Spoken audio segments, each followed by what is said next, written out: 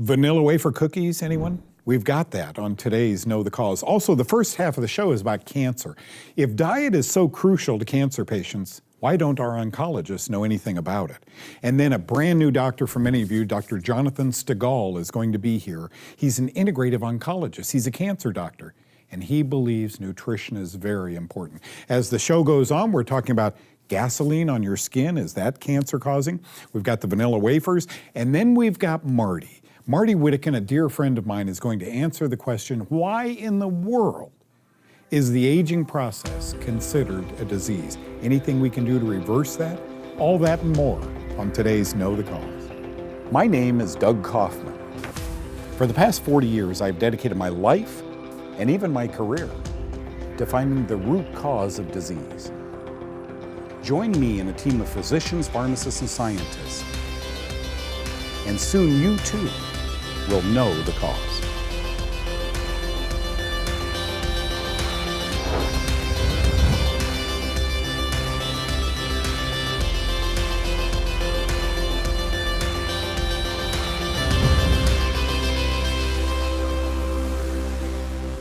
Folks, once again, I want to talk a little bit about cancer because it's so obvious out there. I mean, so many people have it.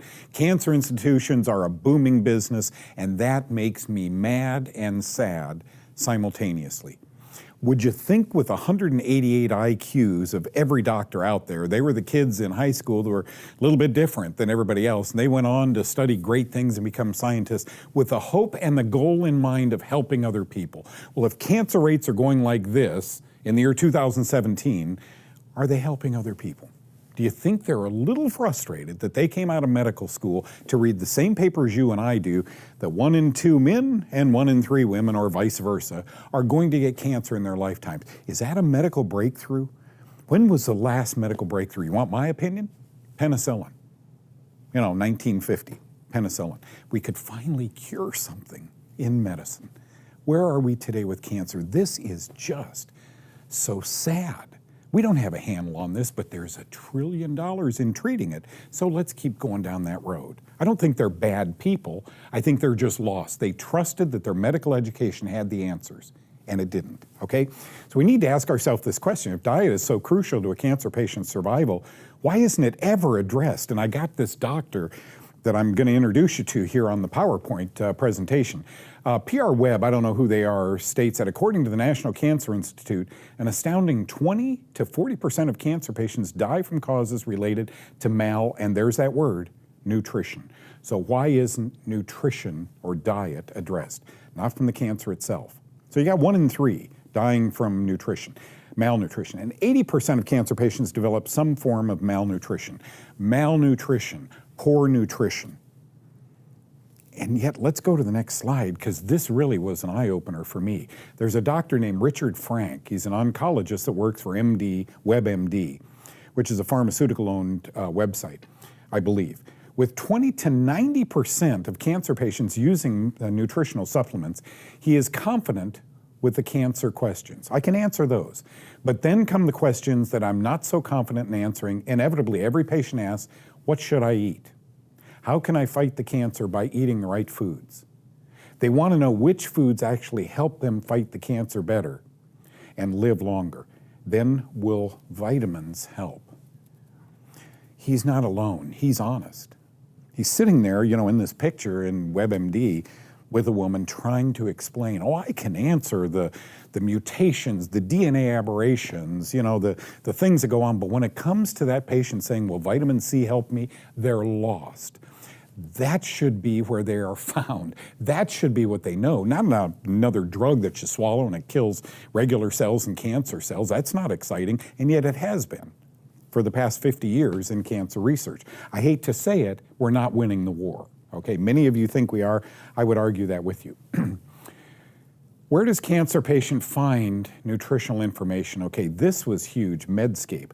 The April 2017 issue of Nutrition and Cancer International Journal reports that a team of investigators reviewed all 21 National Comprehensive Cancer Networks, NCCNs, member institutions, and found that only 4 provided nutritional guidelines for cancer patients during treatment. Wow. I used to go to the National Cancer Institute, cancer.gov, and they would say eat lots of mashed potatoes and so forth. And I would poo-poo that. It's gone, dissolved. Nothing about diet. They defer everything to licensed dietitians. That reminds me of the food pyramid. Moreover, many of the recommendations posted conflicts with each other, says Medscape. Half of the sites recommend a low-fat diet, while the other half recommend a high-fat diet. They are lost, but should we be lost also? Folks, you've been watching Know the Cause. You can go on YouTube. You can see my talks about cancer. I am a lone wolf. I am all alone out here talking about this. Trust me, when I'm gone, everybody will be talking about this. Fungi, not bacteria, not protozoa, not viri. Fungi release a poison that kills human tissues. Before it does that, it encapsulates itself in a little formation, a round formation in your body, a sac formation. And it releases these poisons through that sac. I gotta tell you folks, fungus and cancer are being called very often the same things, okay? Diet, therefore, plays a huge role. Bottom line, eat foods that fungi don't.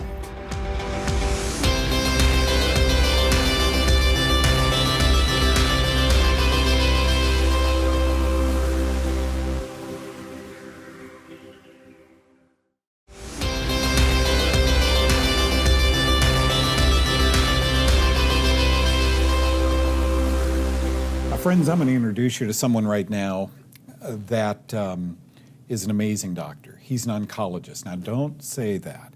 Most people hear oncologist and they say, oh boy, my mom, my sister, my dad.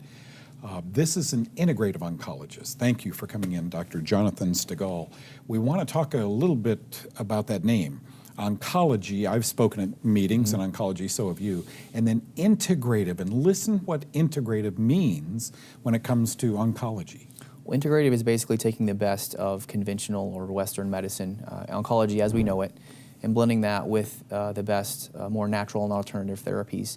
So what that may look like is, we take advantage of chemotherapy and sometimes surgery and radiation if that's appropriate for the patient, but we also emphasize nutrition and lifestyle and other therapies in a way that's really tailored to each patient. You've got a bunch of viewers out there watching this right now and saying the best of chemo and radiation, it took my mother, and it's ugly, it doesn't just take, and yet what you have found is it fair for me to ask if we are overdosing people on chemo and radiation? Are we using too much? I think we are. We know chemotherapy works. We know it kills cancer cells in the lab and in the body.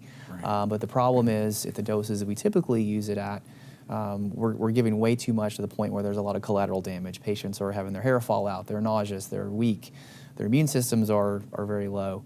And so we found that by using lower doses, we're still getting a valuable effect against the cancer, but we're not getting all that collateral damage.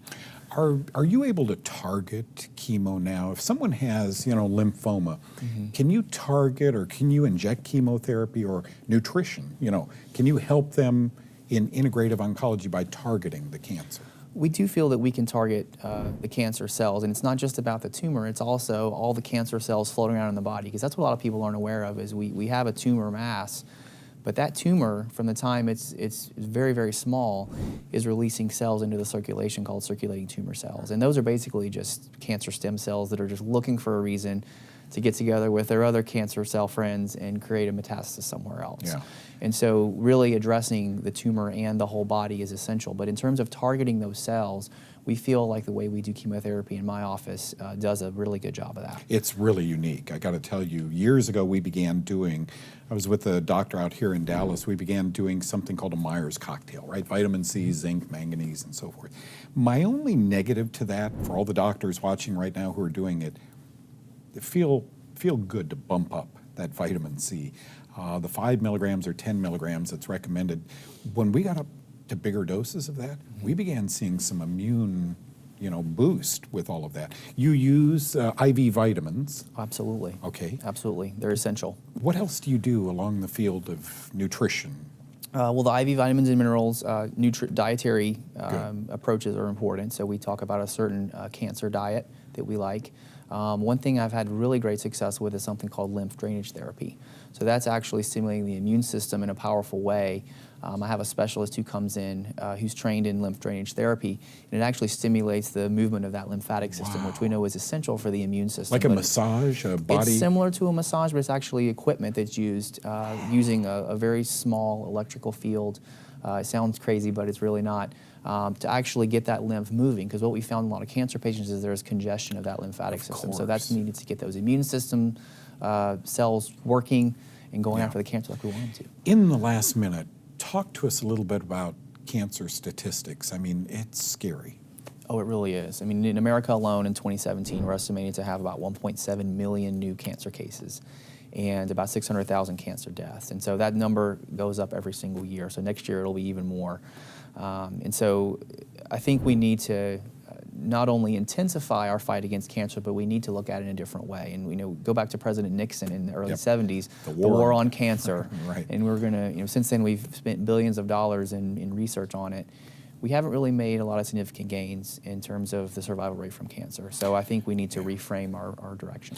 You know what, guys, we tend to, in medicine, throw money at everything, right? If we throw more money at cancer, it'll just go away. It hasn't worked. We need to throw common sense at this disease.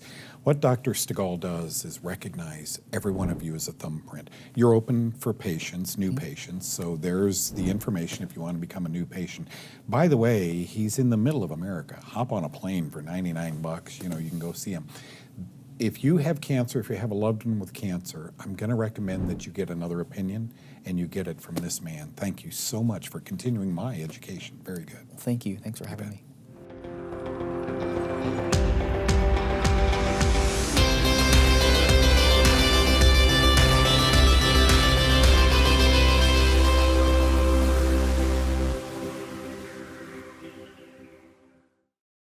None of you knew Doug Kaufman before he was nutritionally born again, but vanilla wafers were a home run for me. Watch this.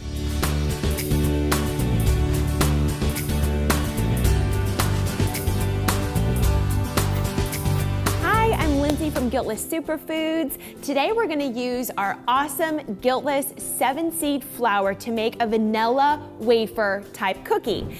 It's really fun to be able to use this flour now because there are so many typical things, treats, desserts that you actually kind of had to stay away from on the phase one diet. But now when we have this flour, we can create so many of those kind of fun special foods that we've loved so much. So in order to make these cookies, we're going to get started by creaming our butter.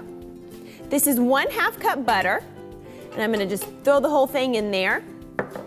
And we're going to get that going just by itself to get it nice and soft.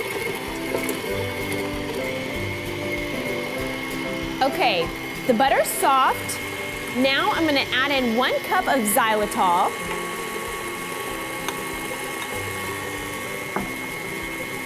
And just a pinch of sea salt.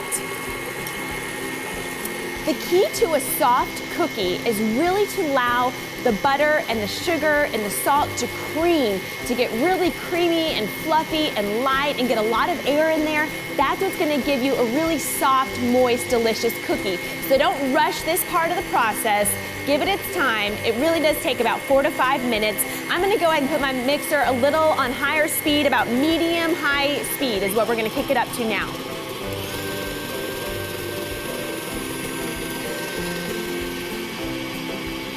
Okay, we've done about 5 minutes of creaming our butter and sugar.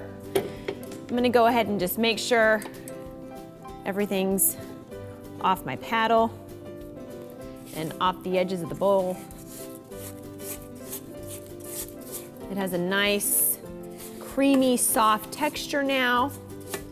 And I'm ready to move forward with some liquid ingredients. This is 1 large egg white, 1 tablespoon of unsweetened almond milk, and 1 tablespoon of vanilla extract.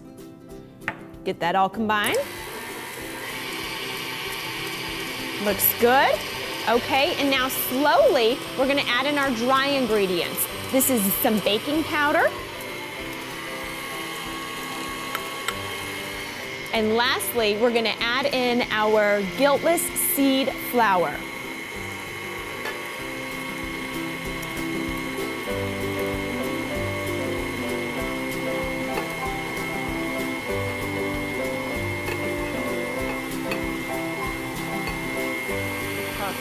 I can already tell that it's a really soft and fluffy cookie batter. This is going to be so delicious.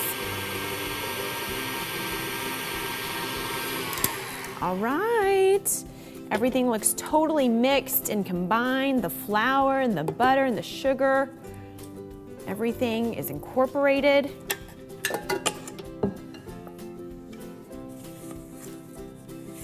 Looks nice and buttery.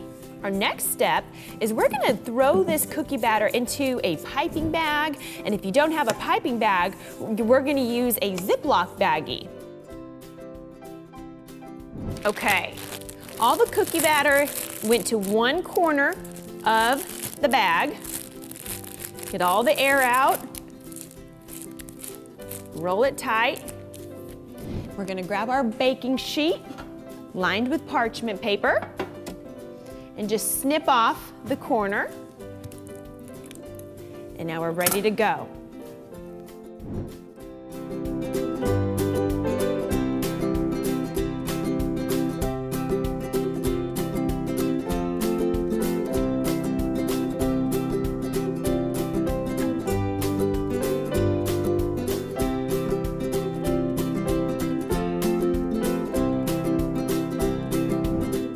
We're gonna bake these in the oven at 375 for about 13 to 14 minutes. I'm gonna go pop them in the oven now. Our cookies are done. They baked at 350 for about 14 minutes in the oven. And you can see that they're perfectly baked. They're nice, a little crispy on bottom, but soft in the center. This one's for me.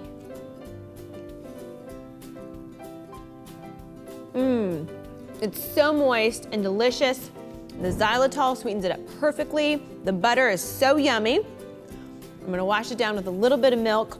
Find this recipe on knowthecause.com. Thanks so much for joining us.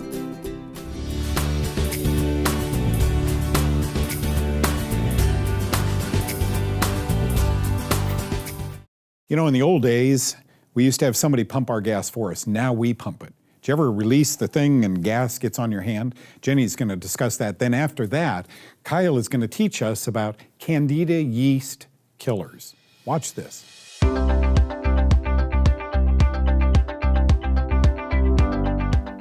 Hi, I'm Jenny Herbacek with the Cancer Connection. When you gas up your car, do you pump one last squirt of gas after the nozzle clicks off? If so, changing that habit is something you can do in the name of cancer prevention. That last squirt can spill fuel and undermine the pump's vapor recovery system, which is designed to keep toxic chemicals such as cancer-causing benzene out of the air, where it can come in contact with your skin and get into your lungs. So when the pump clicks off, consider it done. For Know the Cause, I'm Jenny Herbacek.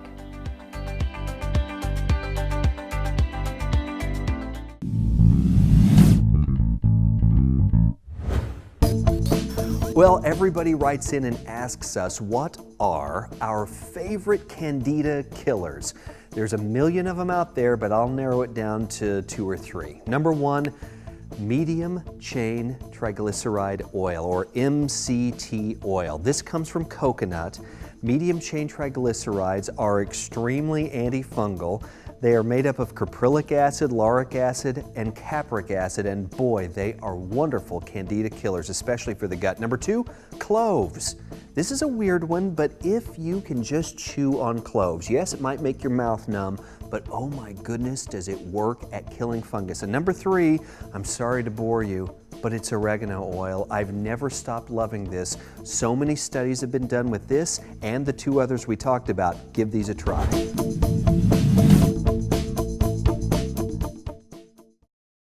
Thank you, Kyle. That was just great. Candida killers, now you know. Marty Whittakin, a certified clinical nutritionist. Can she answer this question? She does better than anyone else. Why is it in America the aging process is considered a disease? Watch this.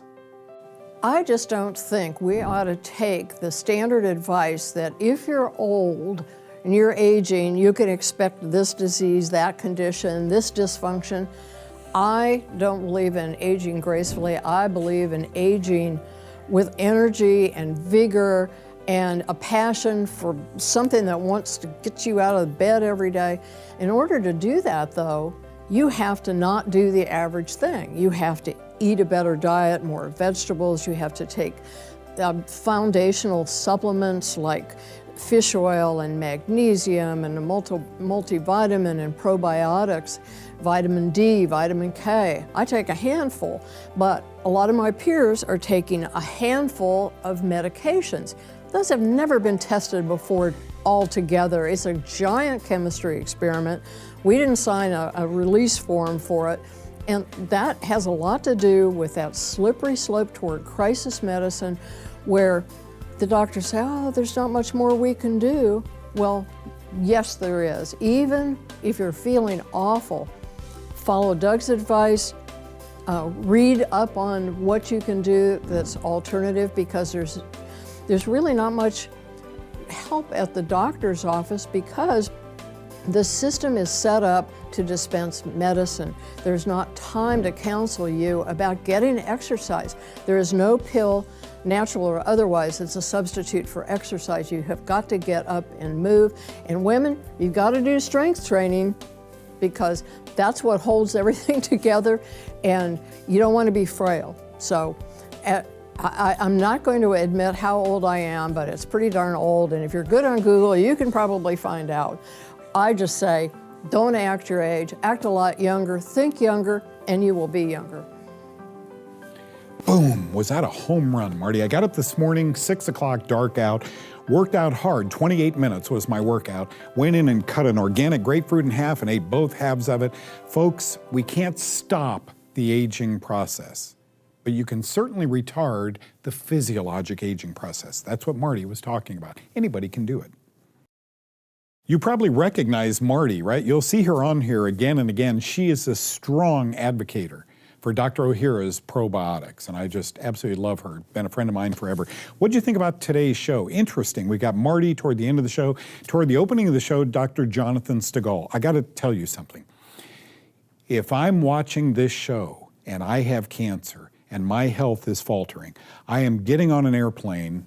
Georgia is in the middle of the U.S., more or less, and I am going to make an appointment with Dr. Jonathan Stegall. Thank you so much, Dr. Stegall, for sharing your knowledge with us, and thank you for your eyes on this show every day. God bless you. Bye-bye.